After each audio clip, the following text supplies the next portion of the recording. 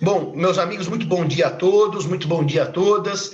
Estamos hoje, então, no nosso quinto e derradeiro dia deste evento, que já é uma tradição nessa parceria entre a Faculdade de Lisboa e o professor Oxandro, que tem sido, aliás, tenho que fazer uma nota inaugural nessa minha fala, um homem empreendedor. O professor Oxandro é um incansável empreendedor de cursos jurídicos. Muito obrigado aos meus co-coordenadores e amigos aqui presentes, professor Lupion, professor Oxandro Gonçalves, professor Fernando Araújo, pela oportunidade de ser simplesmente um moderador nesse nosso último dia de evento.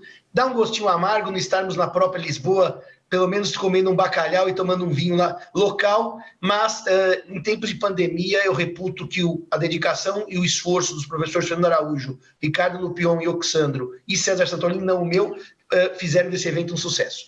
Nesse nosso derradeiro dia, então, já agradecendo a oportunidade de ouvi-la, nós começamos a nossa manhã com a palestra da professora Helene Patrícia Noronha, sempre amiga desses cursos, esteve em Lisboa conosco e que nos honra muito, mais uma vez, com a possibilidade de aprender com ela. Não me esqueço que ela falou de criptomoedas agora recentemente, a gente já não lembra mais o ano, como 2020 foi um ano apagado, a gente não sabe quando foi, mas foi num ano que ainda era presencial. E agora, então, vamos ter esse prazer por 45 minutos de ouvi-la, depois o professor Araújo, e ao final, os senhores vão mandando as perguntas aqui pelo chat, eu vou selecionando e fazemos a ambos os palestrantes. Obrigado, professora Helene, uma alegria encontrá-la nessa manhã, que em São Paulo, por acaso, é quente, nublada e úmida.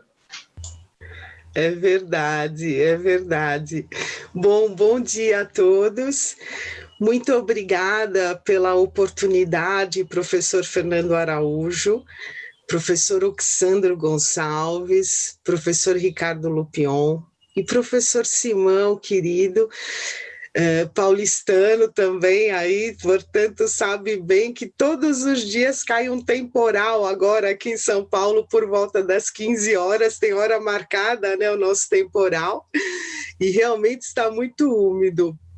Mas eu gosto, eu prefiro assim, mais úmido do que aquele seco quente, não é? Então eu gosto muito de morar em São Paulo, sou paulista da Gema, professor Ricardo Lupion sabe que eu morei um tempão na Moca, tem um lado italiano também, os Bisogni, e eu gosto de São Paulo, eu não sei, é uma paixão, assim, mas sem querer fugir do nosso tema, mas antes de tudo eu preciso agradecer as aulas maravilhosas que eu tive aqui nesse curso.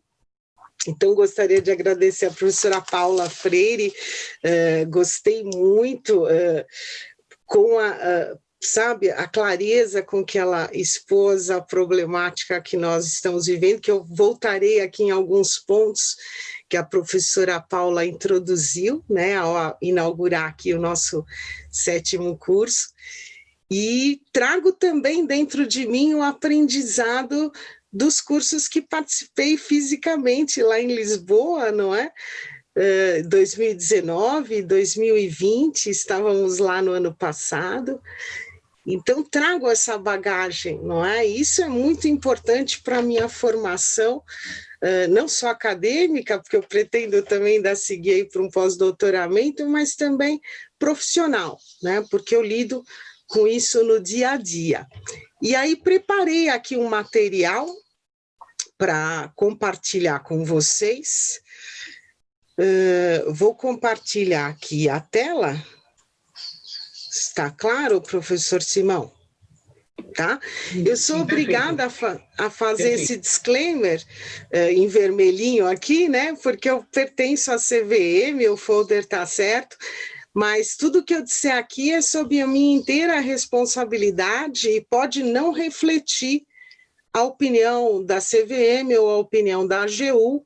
Então, eu faço aqui esse disclaimer. Eu também trabalho como pesquisadora de algumas casas aqui em São Paulo, a Unimesp, a FIG Unimesp, ainda a FMU no pós, e a GVLO, né, que eu inauguro agora a minha turma que eu coordeno, a GVLO São Paulo, com esse tema, Fintech, ICOs. Então, trago também alguns elementos que estou, inclusive, gestando preparando para essa turminha que eu começo agora no início do segundo semestre. É um tema fascinante, e aí aproveito para agradecer também as gentis palavras do professor Manuel. O professor Manuel expôs muito bem aqui sobre as criptomoedas e disse que eu era uma grande conhecedora. Olha aí, pessoal, não é verdade não, eu sou uma estudiosa e uma curiosa e uma investidora, porque eu gosto, né? E fui estudar programação para entender melhor os ledgers, né? Então, hoje estou um pouco iniciada na LP, na linguagem de programação. Hoje nós vamos tratar de fintech, e especificamente nas vicissitudes e também nos aspectos em que as fintechs tocam o direito, estão modificando o regime jurídico que é peculiar às instituições financeiras. Claro que essa modificação ela não vem de imediato, como muito bem expôs aqui o professor Oxandro. Eu também sou fã de Star Wars, e foi um alívio, professor Oxandro, ouvi-lo dizer que as pessoas olham para você com certo assim, né? Ah, nossa, ele está vendo muito Netflix, porque comigo acontece exatamente igual, né? Quando eu introduzi no programa da GVLAW o ICO, ao lado do IPO, isso foi em 2015, 2014, as pessoas vinham me procurar. Também com o crowdfunding em 2013, quando eu fui falar de crowdfunding, as pessoas diziam, mas isso não existe, Lene, né? Você está vendo coisa. Então, foi um alívio, professor Oxandro, ouvi-lo falar. E a gente que lida com PJE e com token, né, os tokens, e eu como procuradora da CVM, eu lido no TRF segunda região, terceira região, e cada um é um sistema, né, é um algoritmo diferente, e eu vou usar aqui uma analogia com os tokens do judiciário para o token de wallet, para que as pessoas assimilem melhor, ok? Um pouco da LP e um pouco desses, eu diria, netting, né? Essa interconectividade, ok? Bom, essa tela mostra a nossa realidade, e o meu tema também é choque pandêmico, e fintech, né, e o choque pandêmico, e o choque pandêmico levou as pessoas a evitarem superfícies. As pessoas têm medo de tocar superfícies hoje. Então, um caixa eletrônico, aquelas caixinhas 24 horas, as pessoas não querem mais tocar ali aqueles botões, não é? Esse vírus parece aderir às superfícies, né? Parece não, ele adere, né? Estou sendo um pouco sutil aí. Então, as pessoas querem fazer as transações dos seus celulares, das suas superfícies, né? Devidamente higienizadas. E isso levou várias pessoas, não só aos desbancarizados, mas também aos bancarizados, mas não iniciados no e-trading, né? No e-broker ou no e-banking, mas a pandemia teve essa força, não é? E aí tive a oportunidade de contribuir para a revista, né, da última revista do professor Fernando Araújo, de Direito Eletrônico, falei um pouquinho das e-wallets, não é? E aí já toco um pouco nessa problemática que o Estado de São Paulo, o jornal Estado de São Paulo noticiou na quinta-feira, que eu vinha já acompanhando, que é a problemática do esquecimento das senhas das e-wallets, né? Hoje nós estamos aí com bitcoins, cerca de 20% dos bitcoins presos em wallets, porque as pessoas não lembram suas senhas. E tem um programador alemão, o nome dele é Stefan Thomas, e se vocês jogarem no Google, é fácil achar a historinha dele, ele tem lá alguns milhões presos e faltam só 2 tentativas para ele, para tentar lembrar a senha, né? Então, imaginem o desespero desse investidor, que é programador, alemão, ele mora em São Francisco, saiu até uma foto dele grande no Estadão aí de quinta-feira passada, e imaginem ele sem poder acessar os seus próprios recursos. Então, eu venho apregoando que as fintechs, elas devem guardar também registros analógicos e também uma base de dados de rede, né, de segurança, mais do que um backup. Estou indo além de um backup em nuvem, que é o que se tem hoje. E eu falei isso em 2016, num artigo da revista que eu tenho a honra de coordenar com a professora Maria Eugênia Filkenstein, que é a revista Tribunais de Bancário e Mercado de Capitais. Eu falei lá em 2016 isso, e esse artigo ele vem sendo replicado porque eu digo, olha, o analógico é importante, o futuro e a atualidade, ela é tecnológica, mas o analógico precisa ser um pouco resgatado para a nossa segurança. Isso precisa ser mantido, alguns registros precisam ser mantidos em bases de dados mais seguras do que a que nós temos hoje, né? E aí, esse caso do Stephen Thomas nos leva a uma curiosidade, porque hoje, olha, o preço caiu nas últimas semanas, mas ainda está superior ao do mês passado, o preço do Bitcoin, não é?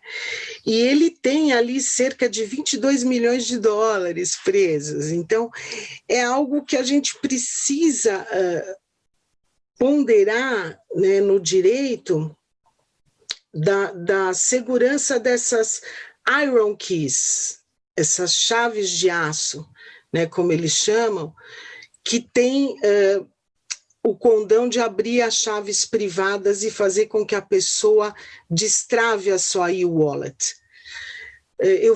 Daqui a pouco eu volto um pouquinho mais nesse ponto, mas por que estudar então todas essas fintechs, as fintechs de wallet, as fintechs de varejo, né, que é a mais comum aqui no Brasil, as fintechs de ledgers e todas as outras?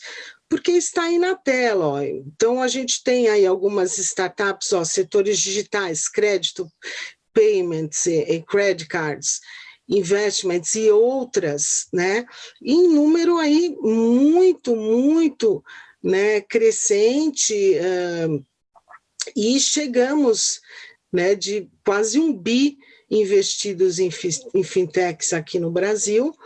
Hoje são 828, a fonte aqui é o Distrito Fintech, para que vocês possam analisar esse fenômeno, e o nome vem da junção de finanças e tecnologia, assim como nós temos o Lawtech, o Foodtech, né, as impressoras de macarrão e cobertura para sorvete, já no primeiro mundo, e a HealthTech, que a gente está vendo agora aí, né, ao vivo e a cores em razão do choque pandêmico, e a HealthTech já se conectando às fintechs, né, em demanda, em suppliers, em essa coisa de pegar avião para ir buscar vacina é uma coisa muito do terceiro mundo, né? Numa época em que você tem uma conectividade muito boa e o primeiro mundo vem demandando sem ter que ir buscar, né? Justamente por essa interconectividade de health tech e fintech. Então, esses milhões, e aí eu cheguei até setembro de 2020, são investimentos concretos. E isso nos leva a uma visão Norberto Bobbio, né, que eu gosto dessa visão biangular, estrutura e função, mais do que natureza jurídica das fintechs, porque a natureza jurídica das fintechs vai depender do tipo de registro que elas obtiverem junto ao Banco Central e junto à CVM. né? Então, uma fintech de DLT, Distributed Ledger Technology, para custódia, que nós já temos, né? Os novos custodiantes, os novos depositários. Ele vai se registrar como uma limitada, né? Uma roupagem de sociedade limitada. Uma fintech voltada para setor condoteleiro, pode ser uma sociedade em conta de participação. Já uma fintech de varejo de crédito recomenda-se SA, né, pelo formato de capilaridade, tem que ser, o Banco Central recomenda que seja SA. Então, quem são elas? Né? Então, nós temos aí da fonte distrito hoje 742, um pouquinho mais agora, eu não consegui exato, mas em torno disso. E aí, quais os tipos de serviço no Brasil que nós já temos? Pagamento, back-office, serviços digitais, risco e compliance.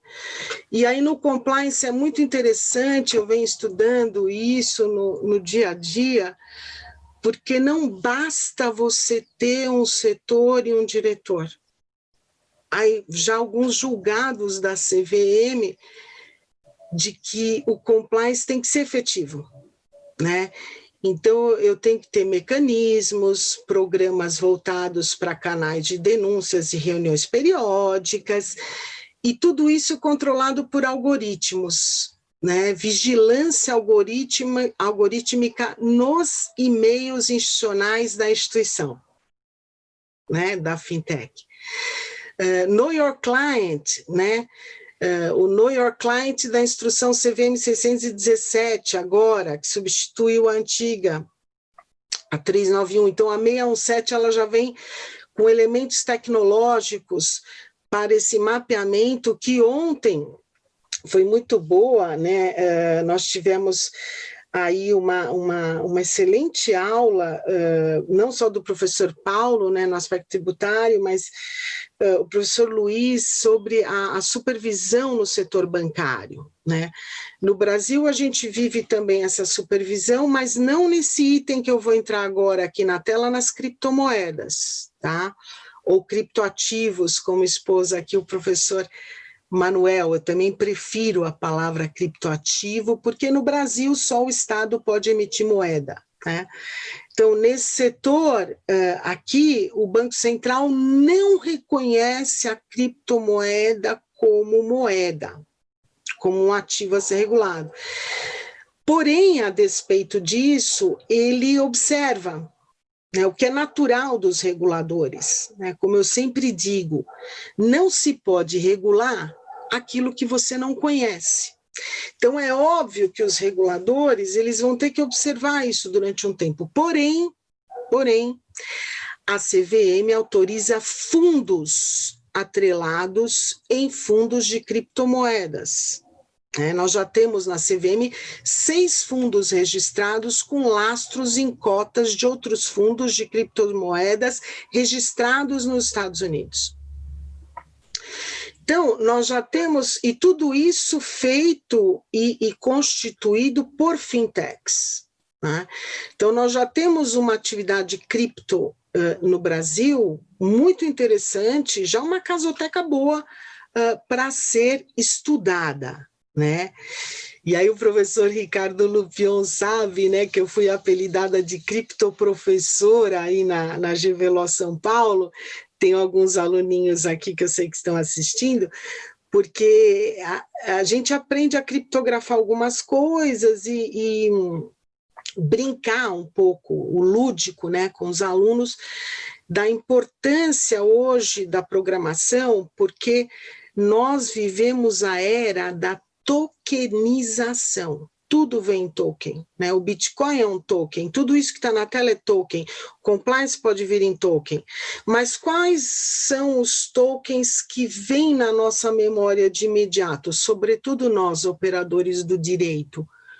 Aquele token que parece um pendrive que vem lá da OAB, da Associação dos Advogados, que a gente espeta e entra, né, nos algoritmos, nas plataformas algorítmicas que são disponibilizadas pelos tribunais. Cada um tem o seu, cada região tem o seu, né? Mutatis mutandis, essa interconectividade ocorre hoje da mesma maneira no setor de fintech. Esse token ele pode vir num pendrivezinho também, ou num input na sua máquina, você baixa e ele já entra no seu laptop, ou num input no seu celular, como eu abri lá na primeira tela, né? Hoje há cartões de crédito, veja que você já baixa no teu celular, né? Também com medo de risco de tocar na superfície, ter que dar o seu cartão para alguém, introduzir numa outra máquina, quando você pode simplesmente pegar o teu celular e aproximar, né?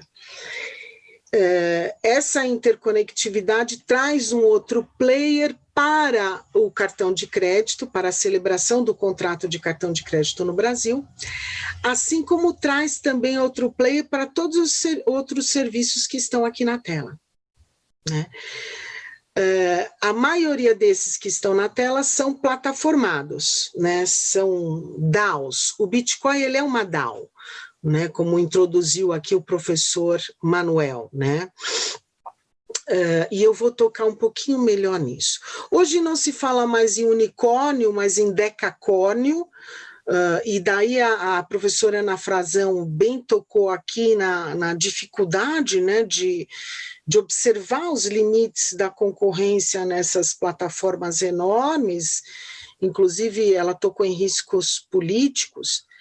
Mas a raça humana já viveu essa dificuldade também e vive ainda no setor bancário, né? E hoje também no setor fármaco. Nós estamos vendo aí os poucos laboratórios que conseguiram entrar na corrida da vacina, né? São aqueles que foram comprando outros. Os bancos, quantos não compraram várias fintechs aqui nos últimos anos, né? Se vocês forem ver aqui o índice de M&A em fintech, que eu trago, acho que está no próximo, foi 20%, quase 30% das M&As foram em fintechs, né? Então, para trazer dados também de quem compõe essas empresas, que são enxutas, porque os algoritmos trabalham para elas, né? Há uma equipe de programação, como bem colocou o professor Paulo ontem nas Smart Cities, ninguém programa nada sozinho, não é? Então essas equipes elas dão kick-off, mas depois você tem um grupo que continua trabalhando ali. Essas equipes não necessariamente pertencem às fintechs, muitas vezes são contratadas para tanto, matemáticos indianos, MITs, pessoal de Heidelberg, né, da Europa, vem para cá para programar e ajuda nessa programação. E você tem aí 40 mil pessoas trabalhando nesse setor, né, conhecidos, são nomes que as pessoas mapeiam, 12% são mulheres, que é um pouco menos do que no sistema financeiro tradicional, e já alguns com mais de 16 anos começam cedo aqui no Brasil, olha aí, que não tem conta bancária, mas querem trabalhar, e as fintechs vêm ajudando, né? Esses desbancarizados, como a gente diz. E por quê? Por que surgem as fintechs? Qual a razão? Né? Como eu digo, a criptomoeda, o criptoativo é um sintoma de um mercado doente, não é? Porque nós pagamos muito caro pelo dinheiro. O dinheiro é muito caro. E a moeda soberana, ela é atrelada a risco governo, né? Então, outros ativos surgem com valor para que a humanidade possa seguir adiante. Como ocorreu com a Venezuela, né? Imaginemos um empresário venezuelano empresarializando hoje sem um criptoativo. Não tem como, né? Ele vai confiar no Bolívar? Ele vai trocar tudo em dólar? Não tem como, né? Então temos aí 6 mil criptomoedas hoje no mundo aptas a sustentar isso. Temos aí o Bitcoin rodando numa DAO, numa plataforma, desde 2008, né, sem parar. 2008 em fase de teste ainda, 2009 com tudo, com o ICO, né, a equipe do Satoshi Nakamoto. E isso é um sucesso. né? Teve aí uma queda, uma ameaça de que o criptoativo, isso, aquilo, mas não tem como, é um caminho sem volta à moeda privada descentralizada.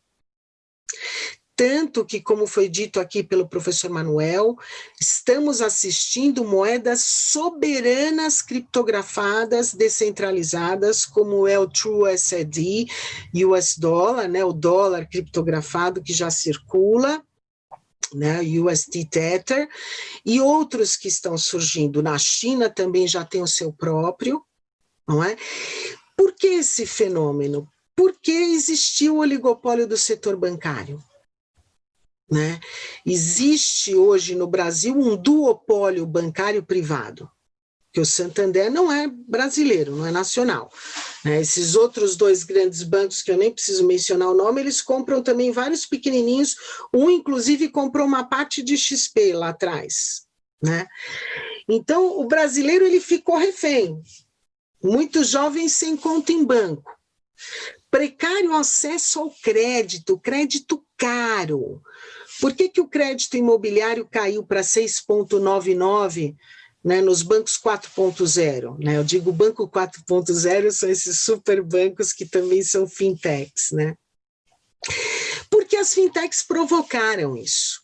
Né? Os fundos de investimento imobiliário com cota rodando tokenizada, né, as LSIs, as CCIs tokenizadas, a securitização, as operações estruturadas tokenizadas, isso provocou uma agilidade que possibilitou as fintechs gerarem um crédito mais barato. Né? Novos padrões de consumo também, né, o streaming, as plataformas, né, de vídeo, Spotify, várias já mencionadas aqui. E de outra banda aqui, olha no quadrinho do lado esquerdo, o elevado spread bancário. Quer dizer, o spread bancário brasileiro é muito alto ainda. Nós estamos apoiados numa lei da época da ditadura, ainda é a 4595 de 64 a suportar o sistema bancário brasileiro, recepcionada por uma Constituição dita democrática de 88.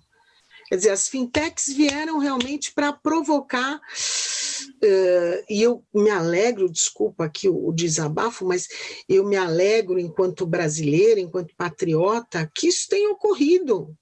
Não é? O brasileiro, eu me lembro da época da ORTN, do Cruzado Novo, Cruzado Velho, aquela maluqueira toda que a gente vivia, sem uma estabilidade que depois, com o RV, enfim, nós não podemos perder essa estabilidade. E acredito que uma concorrência entre moedas seria, assim, salutar. Né? Então, disseminação de tecnologias móveis, isso ajudou muito. Tem muito brasileiro humilde que já está operando fintech pelo celular. Tá? E humilde mesmo, que é usuário de transporte público, né, que nunca conseguiu ter uma conta em banco. O Nubank, por exemplo, né, que nasceu como um FDIC, como um fundo de investimento em direito creditório, que até hoje existe, né, o NuFDIC, no site da CVM vocês encontram. Ele foi transformado em banco depois de um tempo. Ele nasce num contexto de securitização de recebíveis, né, já para facilitar a remessa de recurso, crédito, enfim, é uma história muito bonita, que hoje já não é mais uma startup, né, e também não é só uma fintech, ele já ganhou um status de banco 4.0, eu diria. Mas ele trouxe para alguns desbancarizados vantagens, como nós vamos ver, como a inclusão, olha, a comodidade de realizar transações do seu celular. Pessoas que nunca tinham tido acesso a bancos tradicionais, veja bem. Né? Personalização das ofertas conforme você fornece seus dados, né? Aquela coisa de que não há almoço de graça. Né? O professor Demitchenko, ele fala, se algum site lhe der algo gratuito, pode ter certeza que estão usando seus dados, né? Isso é verdade, mas também você consegue um cashback, né? Você consegue um descontinho, umas milhas em algum produto. Então, há toda essa rede conveniada que veio atrelada à fintech de varejo, que tornou esses contratos mais sofisticados. E aí você enxerga uma coligação contratual por meio dessa interconectividade.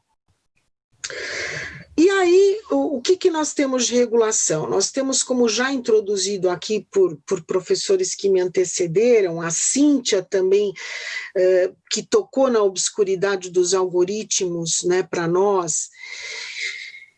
E eu sempre indico, viu, professor Oxandro, professor Simão, uma literatura que me ajudou muito, inclusive eu levei o livro físico para Portugal e mostrei para alguns colegas, um livro que eu comprei em Boston, lá na livraria da HLS, da Harvard Law School, que é uma série For Dummies, né?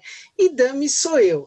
Aí eu comprei o Algorithms for Dummies, né, e fui estudar, comecei pelo Python, enfim. E Sandbox é uma linguagem de programação, como eu já tive a oportunidade de debater com o Fernando Araújo em outro evento. O Sandbox, ele é uma caixinha de areia, um ambiente regulatório experimental, justamente, não é, para provocar, não é, professor Fernando? Para provocar que essa nova tecnologia mostre, revele suas vicissitudes para outros direitos a ela inerentes. Então, por exemplo, vicissitudes do direito do consumidor, do direito contratual, da LGPD, né, da proteção dos dados. Então, como que essa tecnologia vai, de fato, ser implementada? E aí a CVM regula por meio da instrução 626, que é nova, ela é de 2020, nós estamos aí com alguns programas já rodando em Sandbox, né? São 3 que já a mídia já revelou, e o Banco Central também, né, a 72 de 2019, que trouxe o PIX, né, de uma maneira, o sistema de pagamento instantâneo, e agora o sistema de pagamento via rede social, né, que tende a ser de fato implementado, o WhatsApp Pay, e tudo isso por meio de testes e vários testes. Quais bibliotecas você está importando, né? Nós, programadores, a gente só fala em Panda, né? NumPy.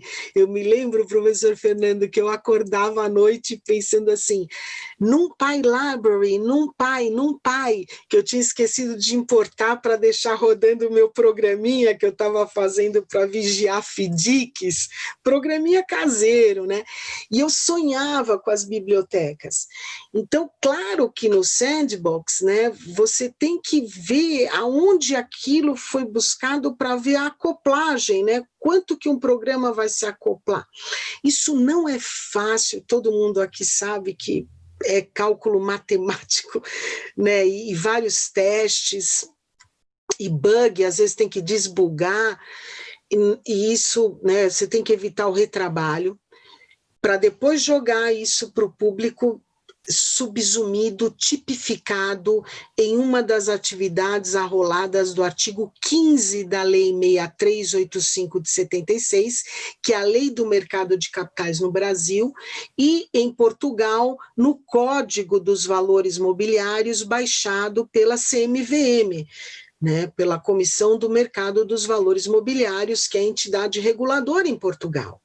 Então, essas atividades de fintech, elas têm que encontrar uma subsunção, uma tipificação em uma das atividades, como eu abri na tela anterior, já regulamentadas. Mas, dependendo do nível da tecnologia, da inovação tecnológica, elas terão que passar por um sandbox. Ok? Por esse ambiente regulatório experimental. Até que o algoritmo se comprove viável. E machine learning é um pouco mais complicado, porque no machine learning nós temos aqui como disse muito bem a professora Cíntia, né? E aí trago um pouco as palavras dela, são alguns algoritmos unidos trabalhando para entregar um produto. Então, na gestão de carteiras das e-wallets aqui, né, e eu abria essa pequena exposição falando do programador alemão, né, o Stefan Thomas, que está sem a senha, a Iron Key dele, para sacar os seus bitcoins, sua pequena fortuna em bitcoins, só faltam 2 tentativas para ele. Isso é muito complicado para o mundo do direito, porque de fato o dinheiro dele está ali. Aliás, não só o dele, de vários tomadores desse criptoativo, mas eles não conseguem destravar, não é? Então, como que isso circula? Quando eu tenho uma virtual asset company, uma empresa de uma asset, né, como a Foxbit, tem várias já funcionando, eu não gosto muito da nome, não parece que estou fazendo propaganda, mas corretoras de criptoativos, né, as assets, elas vão guardar uma palavra para você se lembrar, aquele lembrete de senha, né? E desde que a CVM instituiu esse núcleo de inovação, isso foi em 2016, e aí também com colegas procuradores da Fazenda Nacional, sobretudo a Ana Bate, aqui em São Paulo, que desenvolveu um trabalho muito interessante, professor, de busca e apreensão de ativos digitais para devedores da Receita. Né? Então, a penhorabilidade de Bitcoin, a penhorabilidade de e-wallets, como que isso, né? E aí ela criou-se um guia, eu tive a oportunidade de participar também de algumas reuniões, mas essas e-wallets, não só do Stefan Thomas, mas a minha também, porque eu também tenho, né? Elas estão em franca transição hoje, agora, enquanto eu estou aqui falando com vocês. Então, tudo aquilo que eu consegui aprender, olha como é efêmero esse aprendizado tecnológico. Dada a velocidade com que os programadores vão criando coisas novas e novas saídas para não ter bug, não ter que desbugar, não ter o retrabalho. Mas aí vem a preocupação com o rastreamento, com a penhorabilidade e com o Know Your Client, como eu introduzi lá no Compliance, quando eu abri que toda fintech tem que ter também o seu compliance, né? A sua vigilância das carteiras e de cadastro, porque o cadastro é muito importante, porque problemas que nós enfrentamos no mundo físico, nós encontramos idênticos no mundo virtual. Então, o titular do Bitcoin é uma trust, num tax haven, num paraíso fiscal. A titular do Bitcoin é uma conta ônibus, onde eu identifico só o motorista e não os passageiros. Ou é uma shell company, uma empresa casca vazia, em Delaware ou na Ilha da Madeira. Né? E aí começam as dificuldades para eu identificar o verdadeiro titular daquela conta, as mesmas dificuldades que eu tenho com o dinheiro físico. Só que no Bitcoin eu tenho uma vantagem, não só nele, e olha que ele é consenso livre, hein? O de consenso permissionado é mais fácil ainda. Eu consigo seguir as sementes. E cada maquininha de ATM que ele sacou, cada bem físico que ele comprou, e até o delivery, aonde foi entregue, eu consigo rastrear. Eu digo autoridade policialesca, entidade de regulação, Delecor, Delefim, Polícia Federal, eu digo essas equipes, né, do Follow the Money. Então, a e-wallet também ela traz uma certa dificuldade na hora da busca e apreensão. Né? Eu já vi, nos Estados Unidos, eu fiz um treinamento lá na SEC em 2015, o sujeito derreteu no micro-ondas, né? Quando o DOJ chegou com a SEC, ele jogou e ligou o micro-ondas para derreter aí o wallet dele, o celular e todos aqueles negócios que ele vinha fazendo com criptoativos já em 2015 para money laundering, né? Para lavar o dinheiro. E também vi sujeito passar com roda de picape em cima para destruir. A SEC tem um lab lá, a SEC, eles têm um lab que chega nisso. Olha, esse caso do micro-ondas, eles conseguiram pegar alguma coisa. aqui no Brasil, a gente não tem ainda esse maquinário. Né? Então, me preocupa um pouco no que toca à segurança do regulador iWallet, mas também eu fico aliviada com a segurança que ela propicia ao investidor. Se os ativos virtuais estão baixados em carteira, o investidor pode ficar tranquilo, ele não corre risco, tá? A não ser que ele esqueça a senha, né, como aconteceu com o Stephen Thomas, tá? Só não pode esquecer a senha.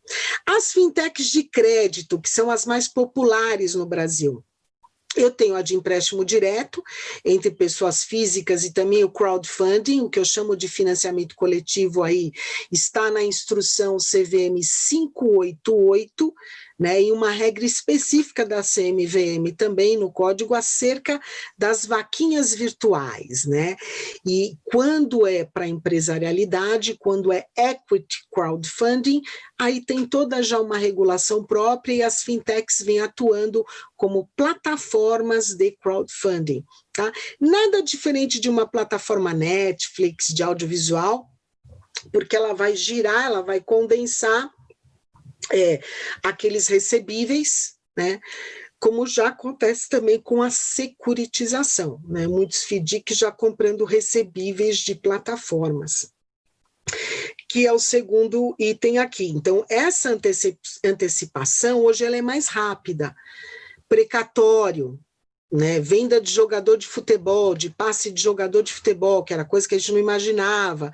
Estou trazendo aí algumas novidades. Tudo isso já foi convertido para token, né, já está tudo tokenizado, os últimos IPOs, as ofertas mesmo de valor imobiliário, já foram tokenizadas.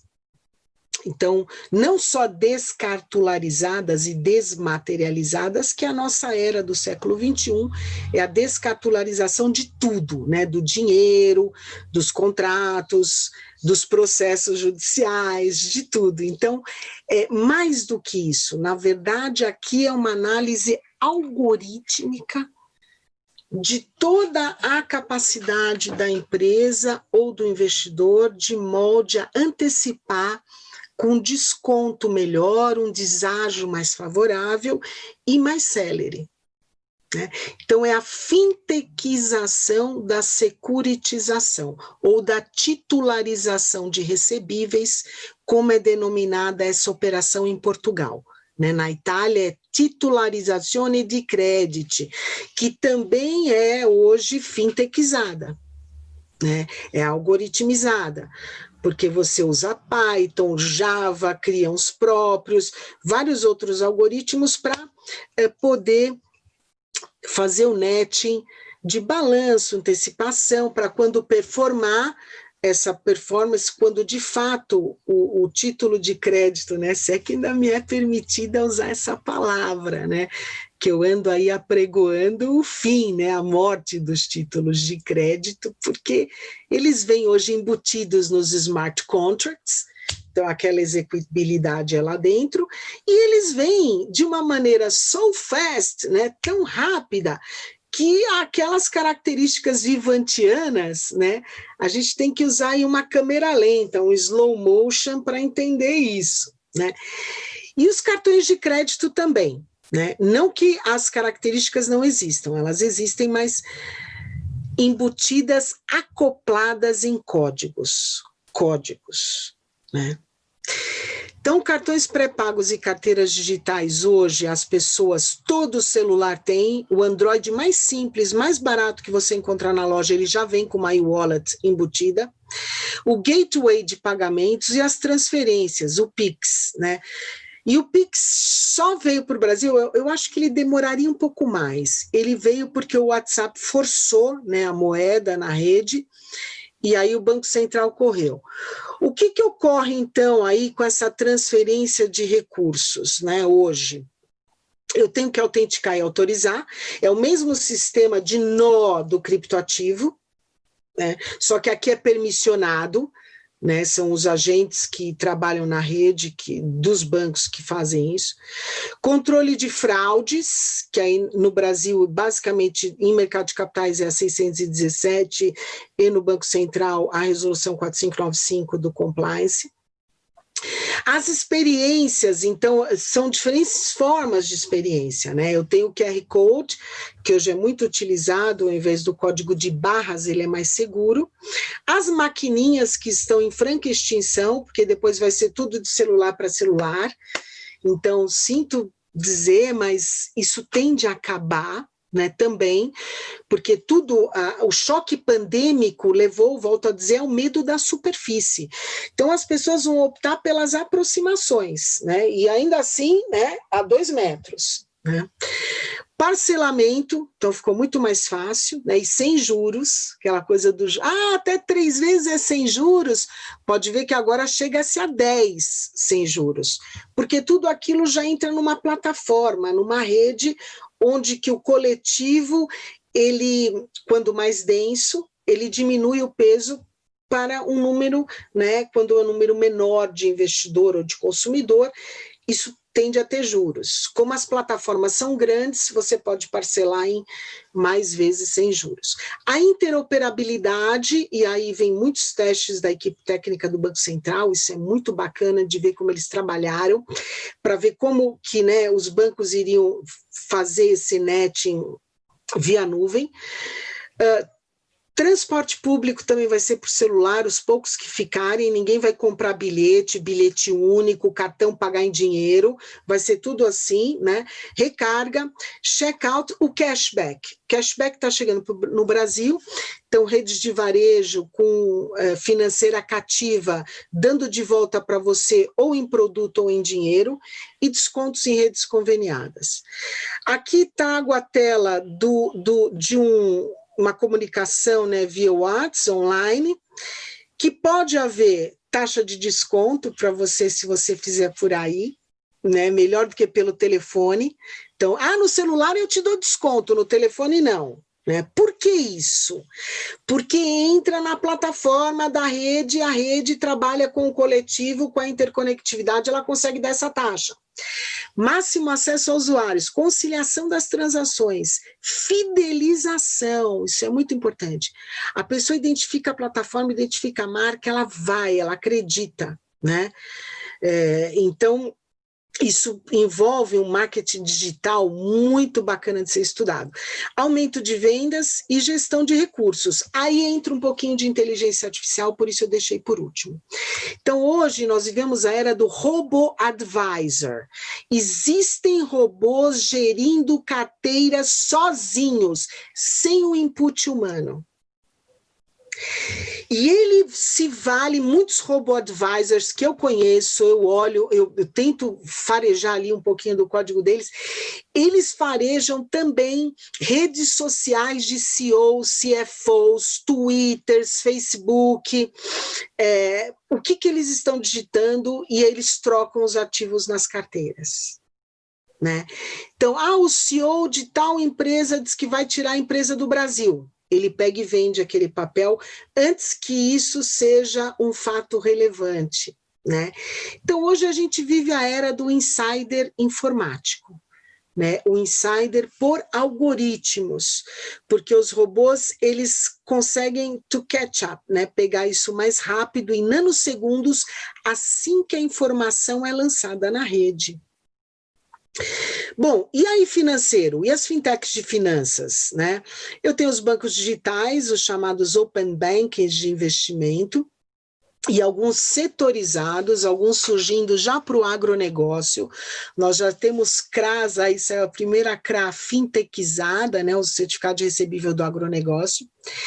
Câmbios seguros, intermediação e infraestrutura de mercado, e programa de benefícios de fidelização. Os seguros, com o seguro pay-per-use, que é aquele seguro por hora, então você aluga o carro e paga o aluguel só da hora que você vai usar o veículo, gera o recebível que já vai para o FDIC, que já vai para a plataforma, né, de recebíveis. Então isso é muito rápido.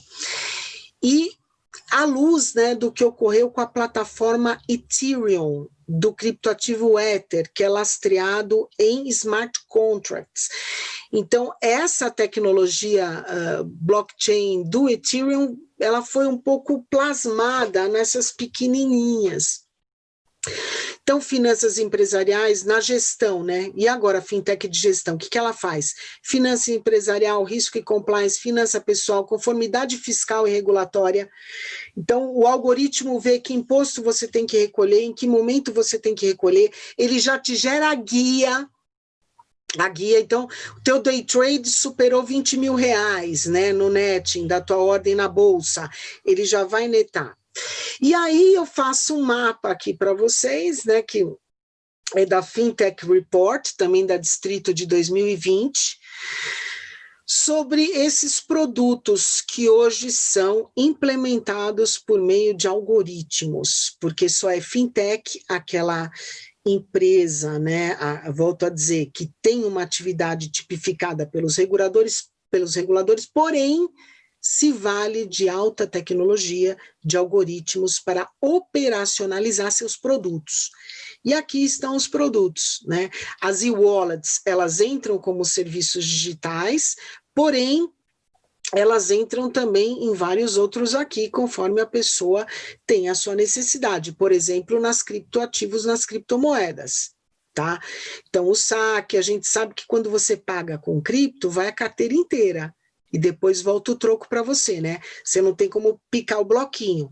Então, essa parte da e-wallet, ela é muito interessante de ser estudada, que é e aí eu trago já um QR Code para vocês, com essa regulação de ledgers, depois quem quiser testar. O DLT hoje, que o mais sofisticado deles é o blockchain, né?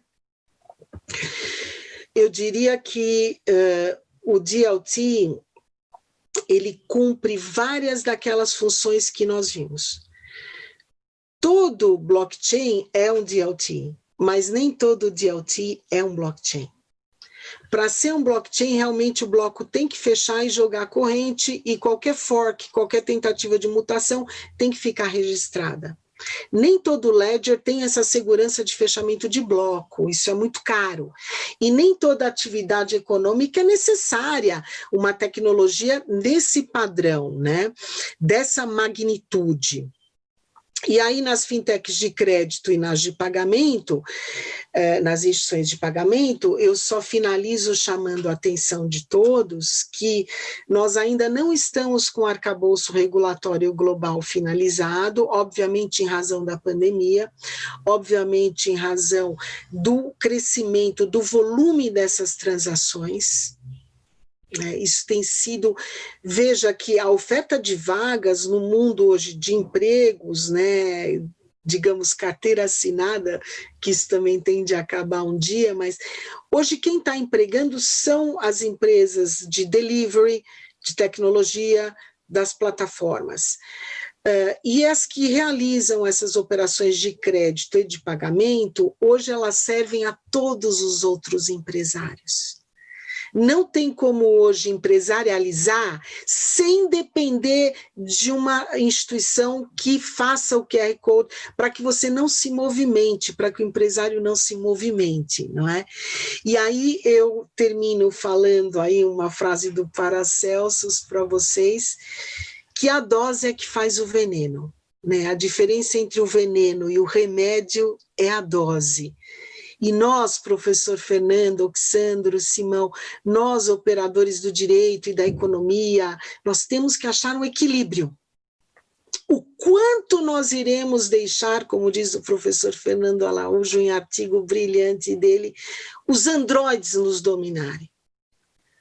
Nós temos que programar as machine learnings e as fintechs para nos servir, e não obstacularizar nossas atividades e praticar fraudes também. Porque o que nos garante que eu não possa programar uma fintech para lavar dinheiro, como eu costumo dizer? Claro que eu posso. Claro, a gente sabe que tem que ter ética na programação, a gente estuda isso na programação, é lógico, mas nem todo ser humano leva a ética como valor dentro de si. Leva, né? A remuneração. Então, é claro que o programador pode ser seduzido e criar uma fintech voltada para a lavagem. Como nós vimos algumas trusts aí na Operação Greenfield, na Operação Lava Jato, criadas para lavar dinheiro. Hoje, você não consegue mais isso no papel, mas na tecnologia você consegue. Então, eram essas minhas últimas palavras. Agradeço imensamente pela oportunidade, pela lembrança do meu nome. Muito obrigada. Thank you. Obrigado, professora. Como sempre, uma exposição instigante. E eu só pensava aqui comigo mesmo, professora, se até o alemão, que é alemão ultra organizado, esquece sua própria senha, imagine nós, meros latinos. Eu só pensava nisso. E nenhum alemão organiza suas senhas e está com alguns milhões de X de moedas presas. Bom, muito obrigado pela sua exposição excelente. Depois, ao final, eu vou lançar alguma ideia que gostaria de trocar com você. Mas eu